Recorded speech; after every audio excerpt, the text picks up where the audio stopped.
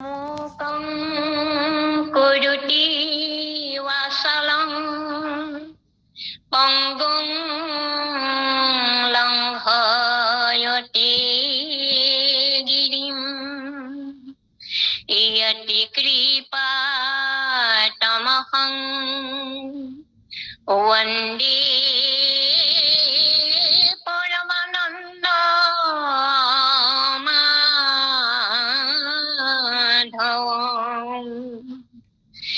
वन्दे परमानन्द माधव কৃষ্ণ কৃষ্ণ কৃষ্ণ মাধৱ। আজি এই আলোচনাৰ বিষয় ভাগ হৈছে সৰ্বশ্ৰেষ্ঠ সাধনা আৰু সৰ্বশ্ৰেষ্ঠ সিদ্ধি। আচলতে সৰ্বশ্ৰেষ্ঠ সাধনা আমি কেনেদৰে কৰো বা কৰিব লগা হয় আৰু কেনেদৰে আমি সিদ্ধি লাভ কৰিব পাৰো, এই বিষয়ে সবিশেষ আমি ইয়াত অন্তৰ্ভুক্ত নকৰিলেও আমি অকমান আপোনাৰ খবৰ আগত দাঙি ধৰিবলৈ চেষ্টা কৰিছো। এয়া গীতাৰ এভাগী শ্লোক যে 18 অধ্যায়ৰ 63 নম্বৰ শ্লোকৰ আৰম্ভণিতে, সেই শ্লোক ভাগৰ জৰিয়তে আমি আৰম্ভণিতে এই আলোচনা ভাগ আগবঢ়াই আনিবলৈ যত্ন কৰিছো। যদিও আমাৰ আচলতে সংস্কৃত শ্লোক উচ্চাৰণ কৰাত অসুবিধা হয়, তথাপি আমি শ্লোক ভাগ ক'বলৈ যত্ন কৰিছো। আৰু এয়া ইয়াতে অশুদ্ধ হৈ গলে আমাক শইকীয়া বাপজনাই সেইখিনি উল্লেখ কৰি দিব পিছত। ইতিতে জ্ঞান মাখ্যাতং গুজ্জাদ গুজ্জতৰং ময়া বিমৃশৈত তৎশেষেন যথেচ্ছবিচ তথা কুৰু। ইয়াৰ অৰ্থ হৈছে যে গুজ্জতকৈও গুজ্জতৰ বিষয়ে তোমাক কৈ শেষ কৰিলো, যথাশক্তি চিন্তা কৰি তোমাৰ যি ইচ্ছা হয় সেইমতে কৰা। এয়া শ্ৰীকৃষ্ণই অৰ্জুনক কোৱা কথা। সেই গুজ্জতৰ কথাখিনি তেতিয়ালৈকে গুজ্জ আৰু গুজ্জতৰ এই বিষয়ে কৈ আছিলে। সেই কথামতে আমি তাৰ পিছতো আকৌ যে আমাৰ বিবেক শক্তি যিমানেই সীমিত বা ক্ষুদ্ৰ নহওক কিয়, হৃদয়স্থিত পৰমাত্মাই যে তাত হস্তক্ষেপ নকৰে, আমি যেনেকৈ যি কাৰ্য নকৰো কিয় প্ৰভুৱে সেইখিনি এইটো নকৰিবা সেইটো কৰা এনেদৰে হস্তক্ষেপ নকৰে বুলি আমি পাইছো। গতিকে এই অৰ্জুনৰ কথাখিনিও অৰ্জুনক কৈছে, গুজ্জতৰ কথাখিনি মই ইতিমধ্যে কলো, আৰু কোৱাৰ পিছত আকৌ গুজ্জতমৰ বিষয়েও কৈছে যে সেই আমি শ্লোক ভাগ নপঢ়ি অৰ্থখিনি কৈছো। যিহেতু তুমি মোৰ অতি প্ৰিয়, তোমাক অতি গোপনীয় গুজ্জতম বিষয়টোৰ সম্পৰ্কে কব খুজিছো, আৰু তুমি শুনা, কাৰণ ই তোমাৰ উপকাৰী। তাৰমানে এই গুজ্জতম কথাটো তোমাৰ উপকাৰী, আৰু সেয়েহে এই উপকাৰী কথাষাৰ কবৰ কাৰণেই প্ৰভুৱে শ্ৰীকৃষ্ণই পৰমাত্মা ৰূপী জীৱাত্মা ৰূপী দুয়ো কথোপকথনৰ মাজেদি আমি সেই কথাখিনি পাইছো।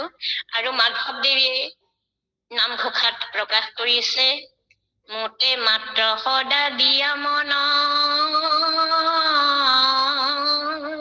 মোৰ ভক্ত হোৱা সৰ্বক্ষণ, মোকে পূজা মাত্ৰ মোকে কৰা নমস্কাৰ, কহিলো তোমাত সত্য বাণী, পাইবা তুমি মোক মহামানী, যিহেতু পৰম সুহৃদ সখী আমাৰ।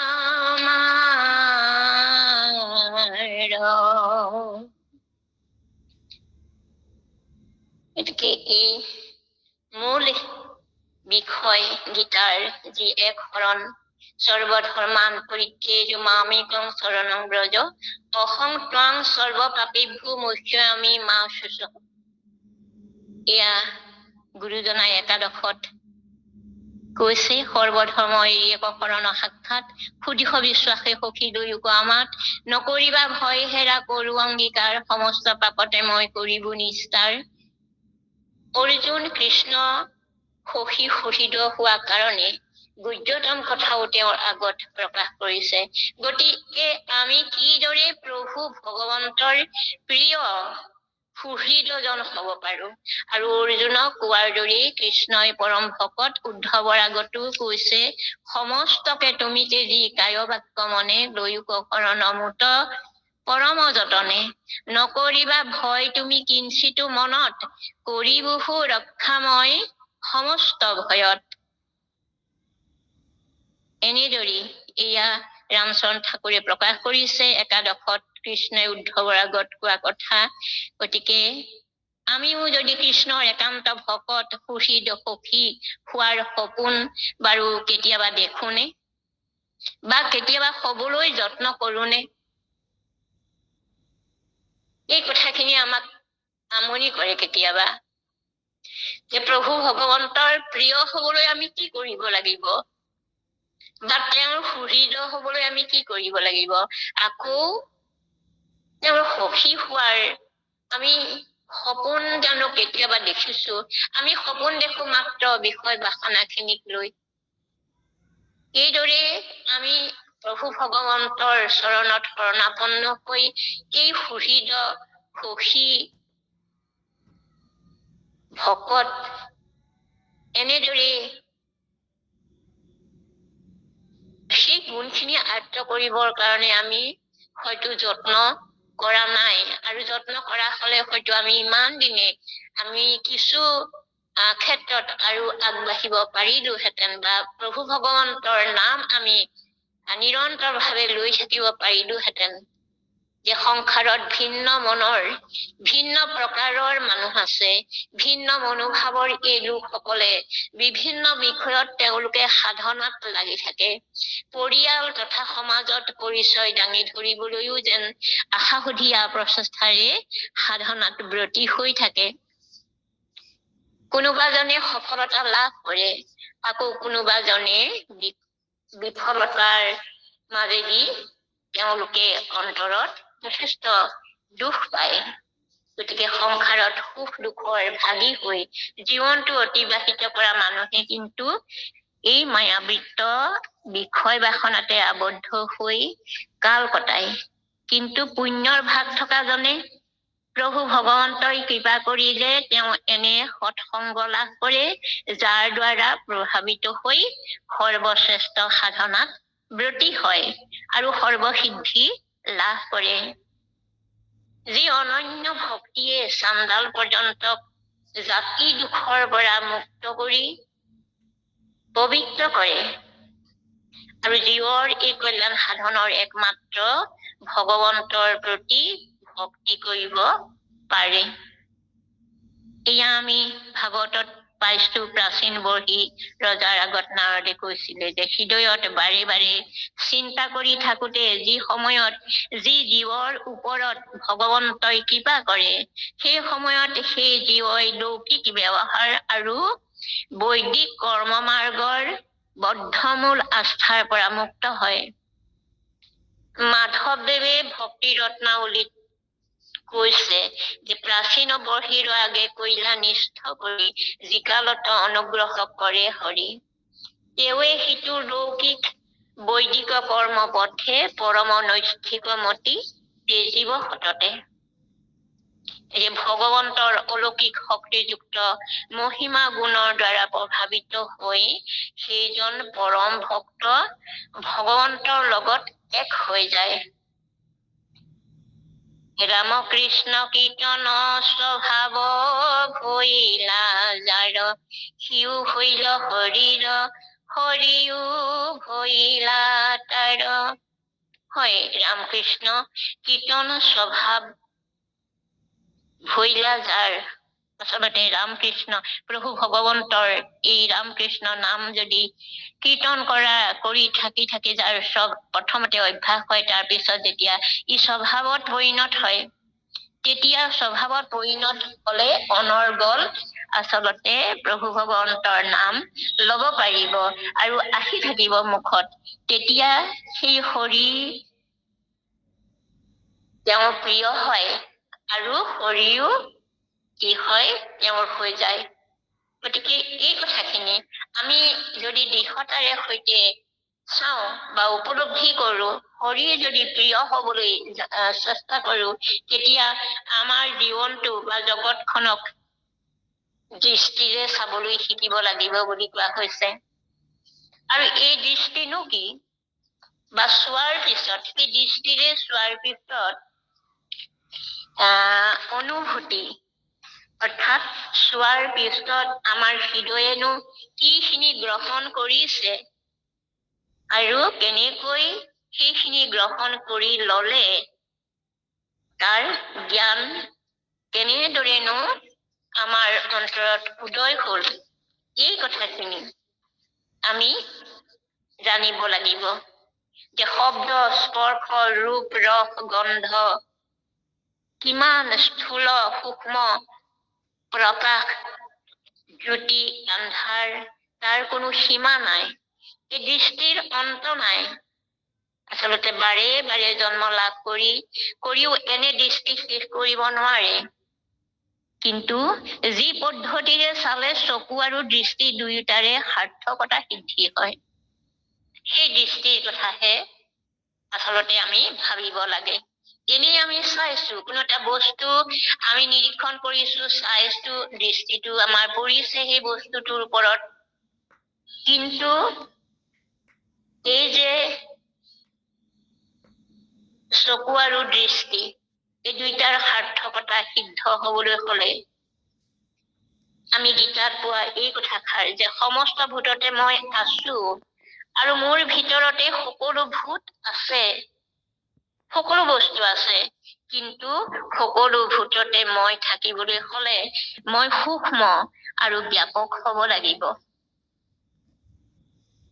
আৰু মোতে সকলো ভূতক দেখিবলৈ হলে মই মোৰ হৃদয়ক আকাশতকৈও বেছি বিশাল কৰিব লাগিব বা ব্যাপক কৰিব লাগিব। তেতিয়াহে আমি সেই কথাখিনি উপলব্ধি কৰিব পাৰিম। দৃষ্টি আৰু অনুভূতিৰে চালে আমি কি বুজিম? প্ৰশ্ন হয় যে মই কোন? মই কাৰ? পিতৃ মাতৃৰ নে বংশ পৰিয়ালৰ, নে সমাজৰ, নে গাঁওখনৰ, নে দেশৰ? এই ক্ষুদ্ৰ সীমিত দৃষ্টিৰে চালে মই এই সকলৰ হয়, এই সকলোৰে মই আপোনজন, মই হয়। মোৰ জীৱন গঢ়াত এই সকলো বিলাকৰে অৱদান আছে। মোৰ আগৰ কত প্ৰজন্মই সাধনাৰ ফলস্বৰূপে দিয়া সভ্যতা সংস্কৃতিৰ দ্বাৰা মোৰ এই জীৱন গঠিত হৈছে। গতিকে ওপৰে ওপৰে চালে আমি বা মই তেওঁলোকৰ হয়। ইয়াৰ পিছত আমি আকৌ প্ৰশ্ন কৰো যে মই কোন বা মোৰনো কোন? আমি আগতে মই কোন এই কথাষাৰ উল্লেখ কৰিলো, তাৰ পিছত মোৰ কোন?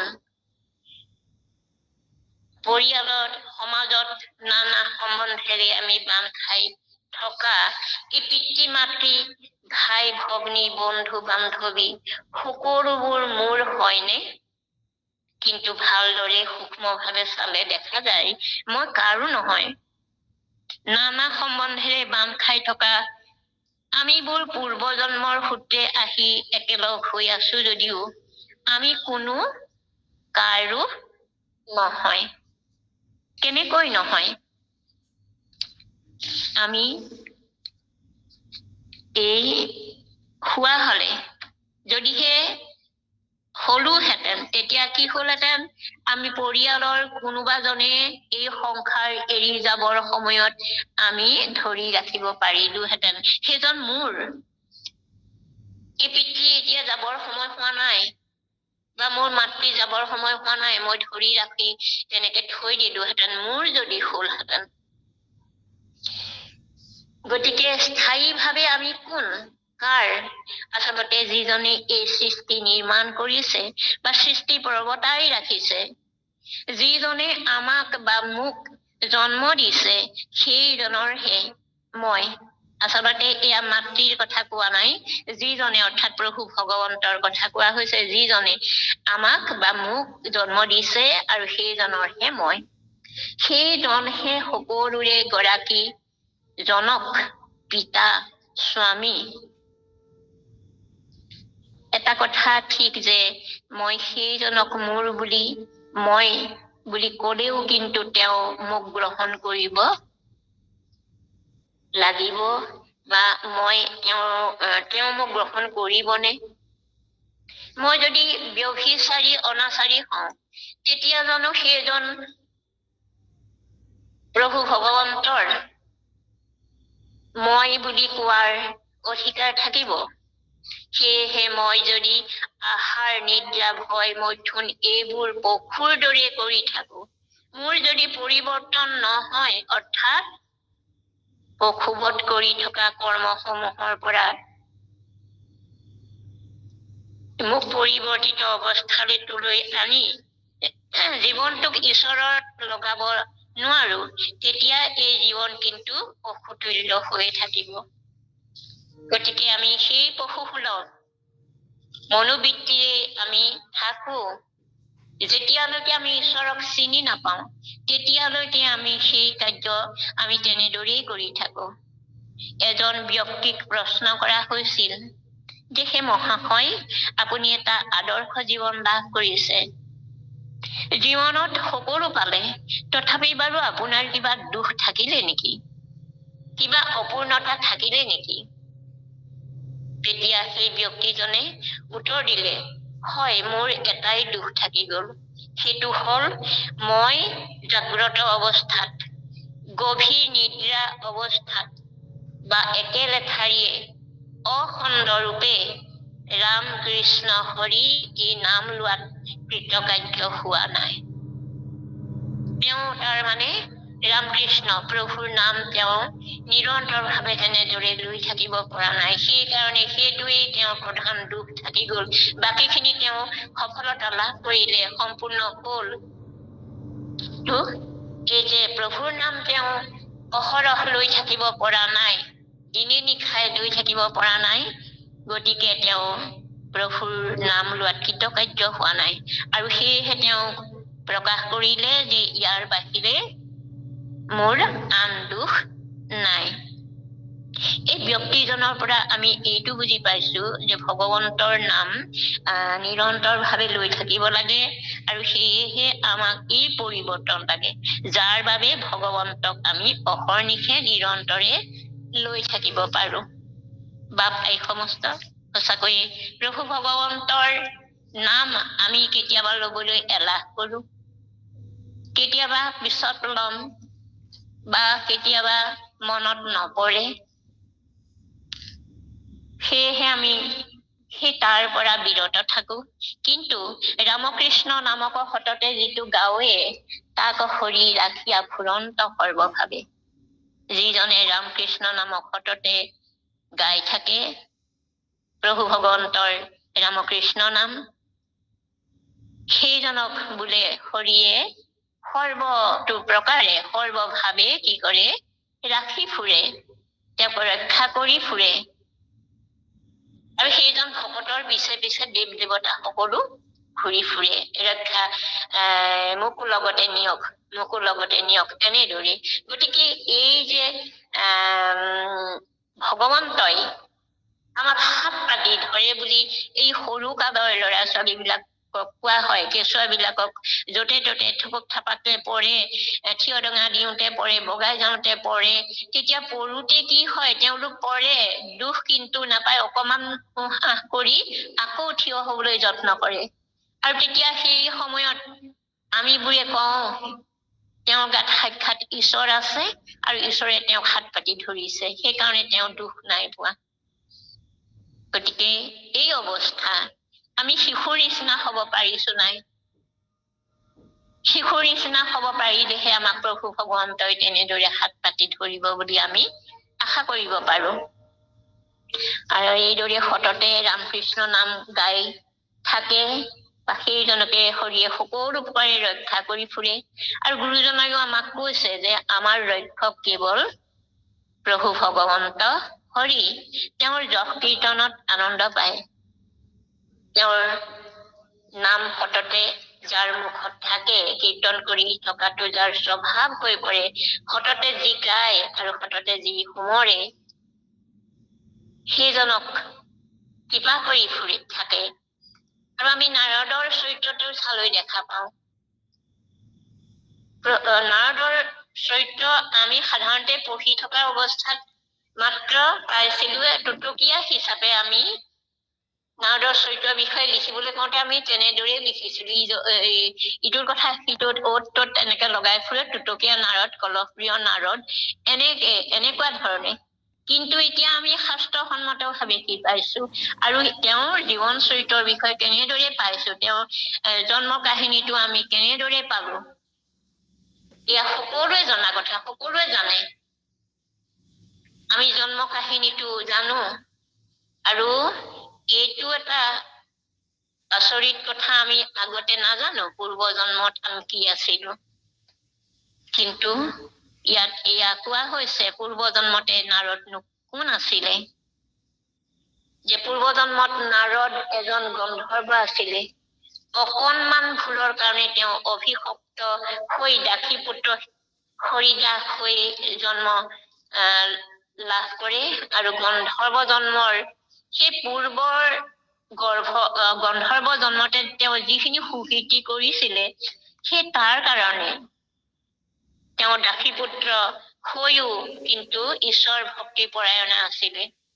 সেয়েহে এই চাৰিজন সন্যাসীক লগ পাই তেওঁ সেৱা শুশ্ৰূষাৰ জৰিয়তে ভগৱন্তক লগ পোৱাৰ দৰেই ঈশ্বৰ ভক্তি কৰিবলৈ এৰা নাছিলে। আৰু তেওঁলোকৰ প্ৰভাৱতেই তেওঁ মহাজ্ঞান লাভ কৰিবলৈ সক্ষম হৈছিলে। পিছত ভগৱন্তৰ দৰ্শন কৰিবলৈ লাভ কৰিব পাৰিছিলে। আকৌ ব্যাসক তেওঁ মহাজ্ঞান দিব পৰা এজন পৰম বৈষ্ণৱ হৈছিলে। এই নাৰদেই তেওঁ পূৰ্বজন্মৰ সমস্তখিনি কথা ব্যাসৰ আগত বৰ্ণনা কৰিছিল।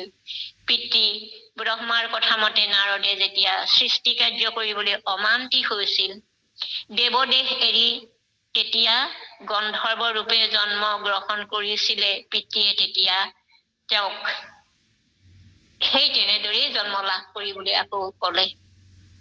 তাৰমানে তেওঁৰ যে বাক্য পালন নকৰিলে, পিতৃ বাক্য পালন নকৰাৰ কাৰণে তেওঁ তেতিয়া আকৌ পুনৰ এই এনেদৰে আহি যেতিয়া গন্ধৰ্ব দেহটো ত্যাগ কৰি তেওঁ উপবৰ্ষণ নামৰ এই গন্ধৰ্ব জনে সেইখিনি সময়তো আৰু এটা কাৰ্য কি কৰিছিলে, যে 50 গৰাকী ৰমণী বিয়া কৰাই সংসাৰ ধৰ্ম পালন কৰি আছিলে।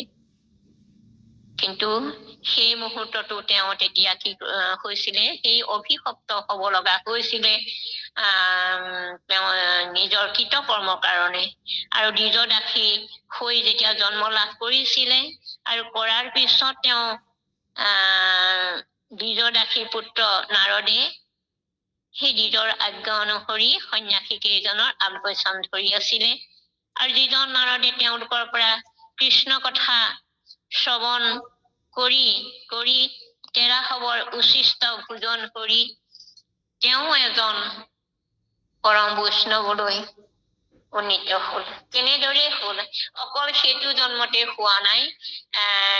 এনেদৰে আচলতে একেটা জন্মতে কেতিয়াবা পৰিৱৰ্তন নহবও পাৰে, উন্নীত নহবও পাৰে। আমি ভাবো আমাক ঠাইতে কিবা এটা কাৰ্য কৰিলে আমাৰ সুফলটো আমাক লগে লগে লাগে, কিন্তু আমি লগে লগে নাপাওঁ। কেতিয়াবা আমি জানো যে জুই নিজা ধৰ্ম আছে, স্বধৰ্ম পুৰে, কিন্তু সেই লেম্পৰ চিমনিটোত যদি হাতখন দিয়া হয়, কেঁচুৱাতে হাতখন দাঙি লৈ গুচি আহিব, কেঁচুৱাটোক যদি দিয়া যায়, বা আমি জুইত আঙুলিটো দিওঁ তেতিয়া জুইয়ে তৎক্ষণাৎ পুৰিব। সেইটো লগে লগে ক্ৰিয়াটো হয়, কিন্তু কিছুমান ক্ৰিয়া দীৰ্ঘস্থায়ী। এই প্ৰজন্ম ইটো জন্মৰ পৰা ইটো পুৰুষৰ পৰা সিটো পুৰুষলৈও কেতিয়াবা কি গৈ থাকে। সেয়েহে সেইদৰে আচলতে নাৰদেও 3টা জন্মৰ পিছত যেনেদৰে ইয়া প্ৰভু ভগৱন্তৰ লগত থাকিবলৈ তেওঁ পালে, সেইয়া এক সুন্দৰ সাধনাৰ জৰিয়তে আচলতে ভগৱন্তৰ নাম তেওঁ লৈ থাকিবলৈ সক্ষম হল। আচলতে এইখিনি সহজলভ্য হবৰ কাৰণে প্ৰভু ভগৱন্তৰ চৰণত শৰণাপন্ন হব লাগিব। আৰু দেহে এই ইহলোকত অৰ্জন কৰা পাপ পুণ্য পৰজন্মত ভোগ কৰে।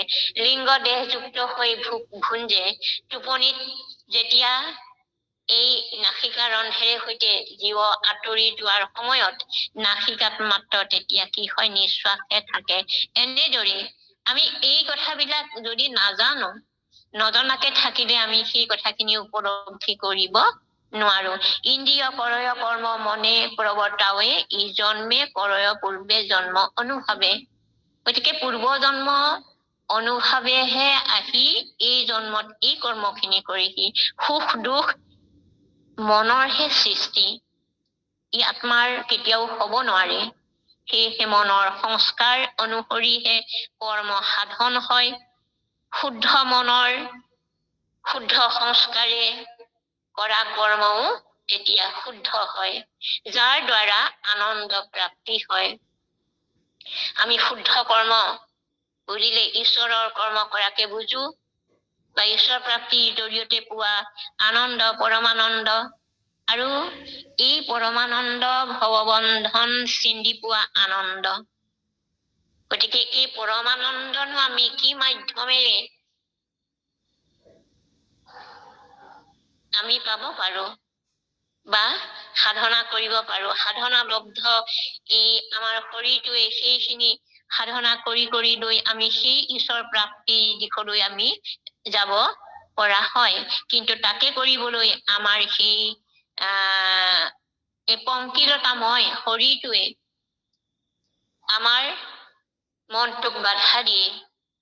তেনেদৰে দিয়ে প্ৰভুৰ গুণনাম শ্ৰৱণ কীৰ্তন ভকতিৰ জৰিয়তে যে পোৱা যায়, এই কথাখিনি আমি উপলব্ধি কৰিব নোৱাৰো। যি 81বিধ ভকতি ভিতৰত 9বিধ ভকতিৰ শ্ৰেষ্ঠ, আৰু 9বিধ ভকতিৰ পৰা আকৌ 2বিধ শ্ৰৱণ কীৰ্তন, এই প্ৰভুৰ গুণানুকীৰ্তন শ্ৰৱণ কীৰ্তন কৰিলে সেই 2বিধ ভকতিৰ জৰিয়তে যে এইখিনি পাব পাৰি, এই কথাষাৰ আমি এই শাস্ত্ৰ অধ্যয়নৰ জৰিয়তেহে গম পাওঁ, বা ভকতৰ সংগতহে এই কথাখিনি আমি জানিব পাৰো। গতিকে 2বিধ যে আমি আনন্দ লাভ কৰো, সেই আনন্দপূৰ্ণ সুখ লাভ, আনন্দপূৰ্ণ সুখ। কিন্তু যি কৰ্ম কৰিলে অন্তৰাত্মাই আমাক ভাল পায়, মনৰ মাজত জমা হৈ থকা এই বোজাসমূহ পাতল হয়, আৰু এনে কৰ্মৰ পৰা হোৱা নিৰ্মল সন্তোষৰ নামেই হৈছে আনন্দপূৰ্ণ সুখ। আকৌ দ্বিতীয়তে সুখযুক্ত আনন্দ। প্ৰথমে পালো আনন্দপূৰ্ণ সুখ, আৰু দ্বিতীয়তে সুখযুক্ত আনন্দ। কথা একেটাই, শব্দ একেকেইটাই, কিন্তু ইফাল সিফাল। এই যে সুখযুক্ত আনন্দ, যাৰ দ্বাৰা বিবেকৰ দংশন নহয়, অনুতাপ বিষাদ অৱসাদ আদি নাহে। ইয়াৰ বিপৰীতে উৎসাহ উদ্যম সমাধান আহে। সেই আনন্দই ব্যক্তিক পৰমানন্দলৈ লৈ যায়, আৰু পৰমানন্দ প্ৰাপ্তিৰ পিছত জীৱনত আৰু পাবলৈ একো বাকী নাথাকে। কিন্তু যি সুখ ক্ষণস্থায়ী, যিবিলাক সুখে মনলৈ গ্লানি অনুতাপ আনে বা বিবেকে দংশন কৰিবলৈ ধৰে, সেই আনন্দহীন সুখ খন্তেকৰ কাৰণে লাভ কৰিলেও পৰিণাম কিন্তু ভয়াৱহ হয় আৰু অতি দুখকৰ হয়। সেই দুখ বহু দীঘলীয়া হয়। গতিকে পৰমানন্দ প্ৰাপ্তিৰ বাবে কৰা সাধনাই শ্ৰেষ্ঠ সাধনা বুলি আমি ভাবিব পাৰো। এটি শিশুৱে পৰমানন্দ প্ৰাপ্তি বা ঈশ্বৰ প্ৰাপ্তিৰ ক্ষেত্ৰত একো কথাই নাজানে, কিন্তু সেই শিশুটিয়ে মাত ফুটিব পৰা এটা অৱস্থাৰ পৰা, ঘৰখনত পোৱা পৰিৱেশ এটাৰ পৰা কি হয়, ধুনুক থানাক মাতেৰে প্ৰাৰ্থনা গাবলৈ শিকে। শব্দ শুদ্ধ নহবও পাৰে, শব্দ স্পষ্টকে ফুটাব নোৱাৰিবও পাৰে, তথাপি তেওঁ কি কৰে, প্ৰাৰ্থনা গৃহলৈ আহি বা ঈশ্বৰ উপাসনা কৰা, গুৰু সেৱা কৰা ঠাইলৈ আহি তেওঁ প্ৰাৰ্থনা নিবেদন কৰে ঈশ্বৰৰ ওচৰত। তেওঁ একো নাজানে যে এয়া প্ৰাৰ্থনা কিহৰ কাৰণে গাইছে বা কেনেদৰে গাব লাগে, কেনেদৰে বহি গাব লাগে, এইবিলাক একো নাজানে, মাত্ৰ অনুকৰণ প্ৰিয়। এই অনুকৰণ প্ৰিয় শিশুটিয়ে এইখিনি অনুকৰণ কৰে জ্যেষ্ঠসকলৰ পৰা, আৰু তেতিয়া পুৱা গধূলি গুৰু আসনৰ সন্মুখত বহি গায়, তুমি চিত্ত বৃত্তি মোৰ প্ৰৱৰ্তক নাৰায়ণ, তুমি নাথ মই নাথ অন্ত, চৰণ ছত্ৰৰ ছায়া দিয়া দূৰ কৰা মায়া, কৰা দয়া মোক ভগৱন্ত। সেই শিশুটিয়ে একো নজনাকৈয়ে এনেদৰে প্ৰতিদিনে এই প্ৰাৰ্থনা ভাগ গাই থাকে। আৰু যেতিয়া শিশুটিৰ মন বুদ্ধি অহংকাৰ অন্তঃকৰণ মিলাই নিৰ্মাণ কৰা সেই চিত্ৰখনে আনন্দত নাচি উঠি আনন্দ মনেৰে আৰ্ত হৈ হৃদয়ৰ গভীৰতম প্ৰদেশৰ পৰা ভগৱন্তলৈ প্ৰাৰ্থনা নিবেদন কৰে যে তুমি নাথ মই নাথ অন্ত, এইবিলাক তেওঁ একো বুজি নাপায়, বা কৰা দয়া মোক ভগৱন্ত, এইবিলাক একোৱে বুজি নাপায়, তথাপি তেওঁ গাই থাকে। গাই থাকোতে থাকোতে কি হয়, এই যে চিত্ত বৃত্তিৰ ঢৌ উঠি চিত্তৰ পাৰ ভাঙি বৃত্তি ৰূপে বৈ যাবলৈ ধৰে। ডাঙৰ হৈ অহাৰ পিছত যেতিয়া অনুভৱ কৰিব পৰা এটা অৱস্থালৈ তেওঁ আহে, তেতিয়া তেওঁ ভাবে, হে প্ৰভু, মোৰ চিত্তত বৃত্তিক প্ৰৱৰ্তন কৰিবলৈ তুমি প্ৰৱৰ্তক ৰূপে থাকিব লাগিব, মোৰ দুখ যন্ত্ৰণা মায়া দূৰ কৰিব লাগিব। এই শিশুটিয়ে কালক্ৰমত এদিন তেওঁৰ চিত্তত উঠা এই বহিমুখী বৃত্তিবিলাক নিৰ্ধন কৰি ঈশ্বৰক পুনৰ কাকুতি কৰিব পৰা হয়। হে প্ৰভু, তুমি নাথ মই নাথৱন্ত, আকৌ তুমি স্থায়ী, যে মই অনাথৰ নাথ তুমি। গতিকে এয়া কেনেদৰে মোৰ মায়াক তুমি নিবাৰণ কৰা, এনেদৰে ক্ৰমে যেতিয়া নিবেদন জনাই থাকে, প্ৰতিদিনে সেই একে ফাঁকি প্ৰাৰ্থনা মুখস্থ হয়, একে ফাঁকি প্ৰাৰ্থনাকে গাওঁতে গাওঁতে গাওঁতে তেওঁ যেতিয়া সেই যৌৱনতো ভৰি দিয়েগে গৈ, সেই তেতিয়ালৈকেও যদি তেওঁ সেই ভাগ প্ৰাৰ্থনাকেই কৰি থাকে, তেতিয়া কি হয়, সেই মায়াৰ সাগৰখনৰ পৰা উদ্ধাৰ মানে কৰিবলৈ পুনৰ যে কয়, সেই ভগৱন্ত তুমি মোক 84 নৰকৰ পৰা নানা জনীয়েদি গতি কৰাই মানৱৰ জন্ম দিলা, গতিকে মায়াৰ আৱৰণখনো ফালি তোমাৰ চৰণ চত্ৰৰ তলত ঠাই দিয়া। এই যে উপলব্ধি কৰিব পৰা এটা অৱস্থালৈ তেওঁ আহিলে, সেই প্ৰাৰ্থনা ভাগ গাই থাকি থাকি তেতিয়া তেওঁ আকৌ ক'লে যে তুমি যদি তোমাৰ চৰণ তলত ঠাই দিয়া, মোক অকমান ঠাই দিয়া, তেতিয়াহে মোৰ এই মানৱী জনম ধৰাৰ সাৰ্থকতা হব। এয়া এটি শিশুৰ মনৰ পৰা নিগৰি উচ্চাৰিত হোৱা প্ৰাৰ্থনাৰ জৰিয়তে নিজে নজনাকৈয়ে সাধনালব্ধ হৈ সেৱাৰ ৰস লাভ কৰি ভগৱন্তৰ প্ৰসাদ লাভ কৰিবলৈ সক্ষম হোৱা এটি মানৱ শিশু। কিয়নো মানৱ শিশুৱেহে বা মানৱেহে এই কাৰ্য কৰিব পাৰে আৰু সৰ্বশ্ৰেষ্ঠ সাধনাৰে সৰ্বশ্ৰেষ্ঠ সিদ্ধি লাভ কৰিবলৈ সমৰ্থ হয়। এনেদৰে সেৱাৰ আলোকেৰে অন্তৰ বাহ্য সৃষ্টিত অৰ্থাৎ ভিতৰ আৰু বাহিৰ এই দুয়োটাৰে দিশতে সৃষ্টিত আনন্দ লাভ কৰি সৰ্বশ্ৰেষ্ঠ সিদ্ধি লাভ কৰিবলৈ সক্ষম হয়। তাৰ উদাহৰণ আমি পাওঁ ধ্ৰুৱ, প্ৰহ্লাদ। এই সকলক সৰুতে দেখুৱাই দিয়া হৈছিল। এজনে তেওঁলোকক সেই পথ প্ৰদৰ্শন কৰাইছিল। পিতাকৰ কোচত বহিবলৈ নোপোৱা, আসনত বহিবলৈ নোপোৱা ধ্ৰুৱই কান্দি কান্দি আহোঁতে মাকৰ অন্তৰখন কেনেকুৱা হৈছিল। লগৰ লগৰীয়াসকলে যেতিয়া মাকক সুনীতিক কথাখিনি লগাই দিছিল, সেই মুহূৰ্তটোত সুনীতিৰ অৱস্থা কেনেকুৱা হৈছিল। আৰু তেতিয়া সুনীতিয়ে মাত্ৰ ঈশ্বৰৰ চিন্তা কৰা কথাখিনিহে প্ৰহ্লাদক ধ্ৰুৱক কৈছিল, আন কথা কিন্তু কোৱা নাই।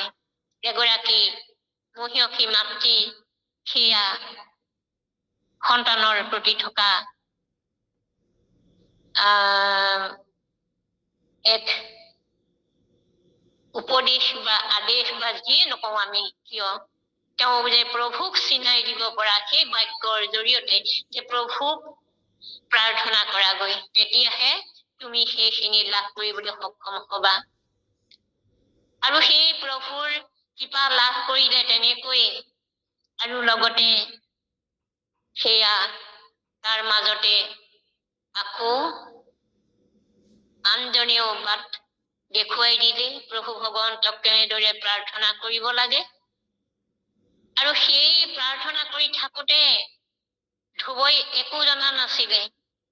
5 বছৰীয়া এটি শিশুৱে একো প্ৰাৰ্থনা নাজানে, একো শাস্ত্ৰ অধ্যয়ন নাই, একো শাস্ত্ৰৰ কথা কব নোৱাৰে। কিন্তু তেওঁ যে একান্তভাৱে আশাহতীয়া প্ৰচেষ্টাৰে তেওঁ সাধনাত লাগি আছে যে ভগৱন্তক মই পাম, ভগৱন্ত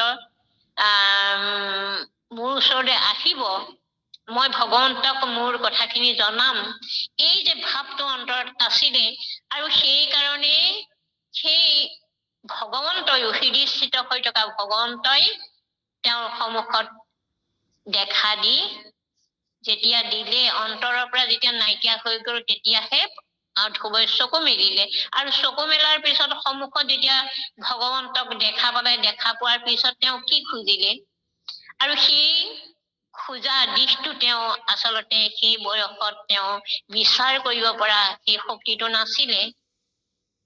তেতিয়া প্ৰভু ভগৱন্তক কৈছিলে, প্ৰভু ভগৱন্তইও যেতিয়া কৈছিলে যে তোমাক কি লাগে কোৱা, কিন্তু ধ্ৰুৱই তেতিয়া সেইখিনি কথা তেওঁ সম্পূৰ্ণ বিৱৰণ দাঙি ধৰিলে। দাঙি ধৰি তেওঁ কলে, মোক এনেকুৱা এখন আসনহে লাগে।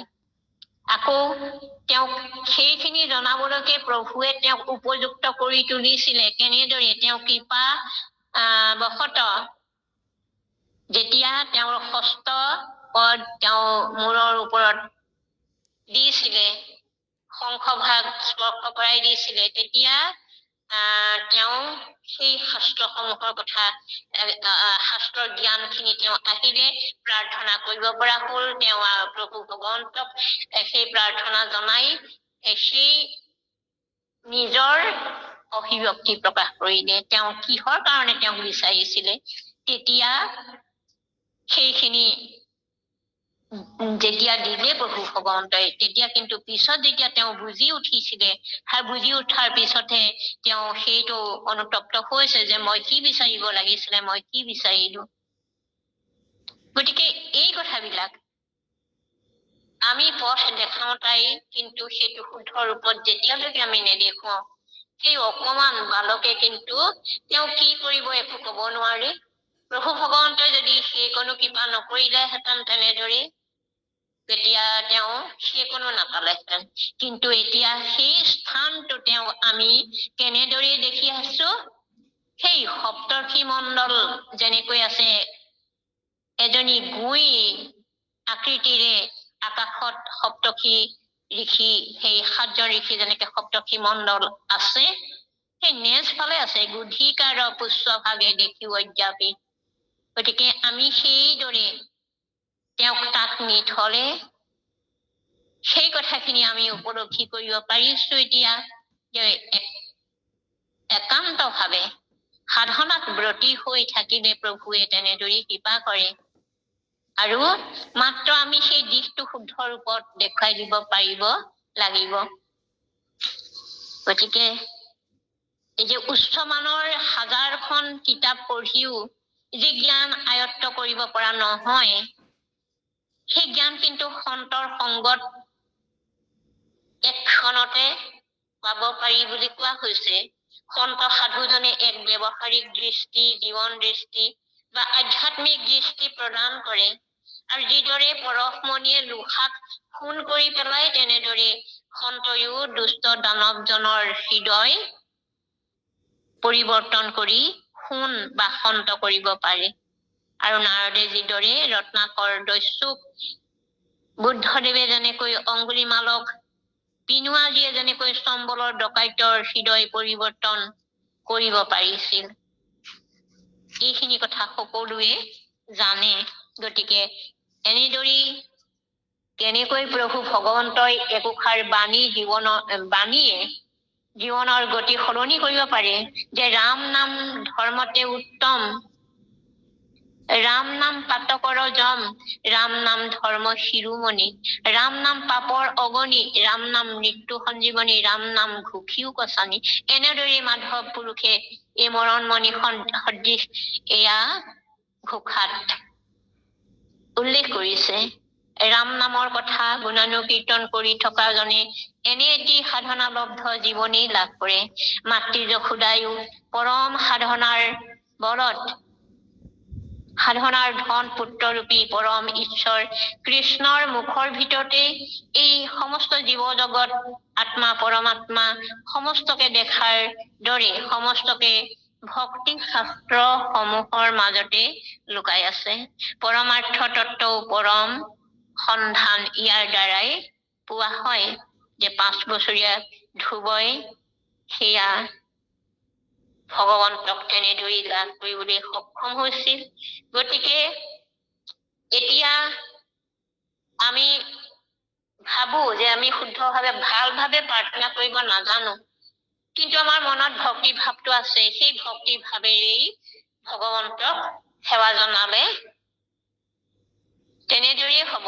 বা ৰাম কৃষ্ণ হৰি এনেদৰে যদি আমি কৈ থাকো, আৰু এই যে দ্বাদশৰী মন্ত্ৰ ভাগ, ও নমো ভগৱতে বাসুদেৱায়, কিন্তু দ্বাদশৰী মন্ত্ৰ প্ৰত্যেক পদৰ যে মাজে মাজে যে গোটেইখিনি পঢ়িবলৈ মুখস্থ থাকিবলৈ হলে কিমান দীঘল হব 12টা আখৰৰ। কিন্তু এই চমুকৈ ও নমো ভগৱতে বাসুদেৱায়, এইটোকে যদি আমি কৈ থাকো প্ৰভু ভগৱন্তৰ নাম এনেদৰে আমি লৈ থাকিব পাৰো।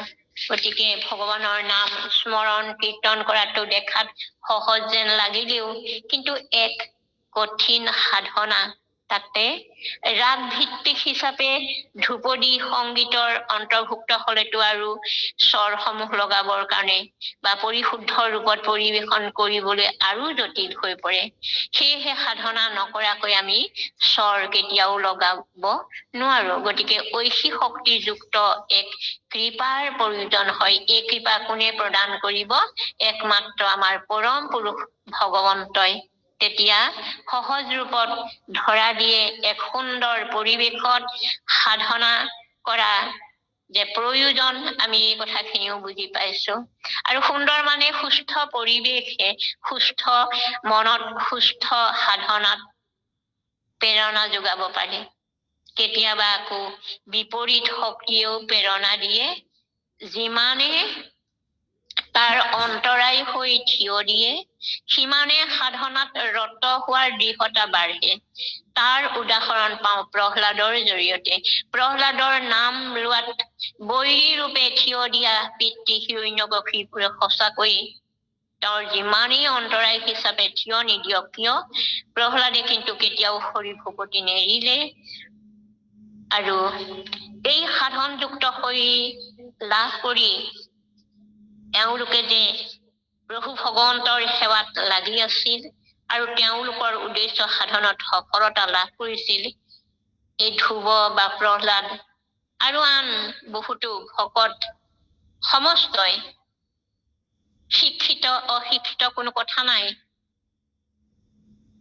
হনুমান জাম্বৱন্তয়ো এনেদৰেই এই প্ৰভুৰ কৃপা লাভ কৰিবলৈ সক্ষম হৈছিল। তেওঁলোকেও যে ভকতৰ সিদ্ধি কৰা সৰ্বসিদ্ধি বুলি ভগৱন্তক উদ্দেশ্য কৰি তেওঁৰে গুণনাম আমি আমাৰ প্ৰসংগাদি অনুষ্ঠানৰ জৰিয়তে শ্ৰদ্ধাৰে ভক্তিভাৱেৰে আমি কি কৰি থাকো?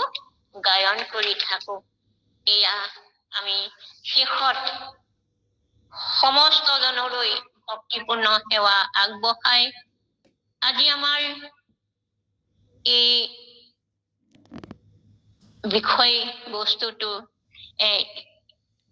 জনা নজনাকৈয়ে অকমান আপোনাৰ সবৰ আগত দাঙি ধৰিলো যে ঐশীযুক্তনো কেনেকৈ হব পাৰে।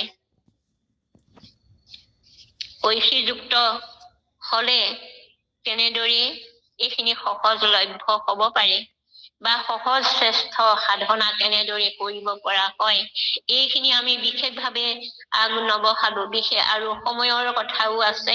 গতিকে সৰ্বশ্ৰেষ্ঠ সিদ্ধি আৰু সৰ্বশ্ৰেষ্ঠ সাধনা এই বিষয়টিকে আমি অকমান ভাবি পেলাই অকমান আপোনাৰ খবৰ আগত আমাৰ সাধ্য অনুসৰি প্ৰকাশ কৰিলো। আৰু এয়া প্ৰভু ভগৱন্তই আমাক হৃদিস্থিত হৈ এনেদৰে আপোনাৰ খবৰ আগত ব্যক্ত কৰাইছে। তাৰ মাজতে বহুখিনি হয়তো আমি শুদ্ধ ৰূপত দাঙি ধৰিব পৰা নাই, তথাপি আমি আশা ৰাখিছো এইখিনি ইয়াৰ মাজত ৰৈ যোৱা ত্ৰুটিসমূহ আমাক আপোনাক সবে আঙুলিয়াই দি আমাক উপকৃত কৰিব, আমাৰ কৃপা কৰিব বুলি আমি ভাবিছো। আপোনাৰ সবলৈ সকলোৰে চৰণত আমি প্ৰাৰ্থনা জনাইছো। আৰু আমাৰ প্ৰায় বাক্য মনেৰে অজানিতে কিবা যদি আৰু ত্ৰুটি ৰৈ গৈছে, আপোনাক সবে নিজ কৃপা গুণে মৰীক্ষণ কৰিব। প্ৰভুৰ চৰণলৈ আমি এভাগ সেৱা জনাইছো। অপৰাধ মাৰ্জনাৰ কৃষ্ণ কৃষ্ণ অপৰাধ বিনাশন তুজু নাম নাৰায়ণ জানি নামে পুহিলো শৰণে আনগতি নাহিকে মৰণে অপৰাধ ক্ষমা কৰি তুমি দয়াশীল হৰি মোক ৰক্ষা কৰিও চৰণে ৰাম মোক ৰক্ষা কৰিও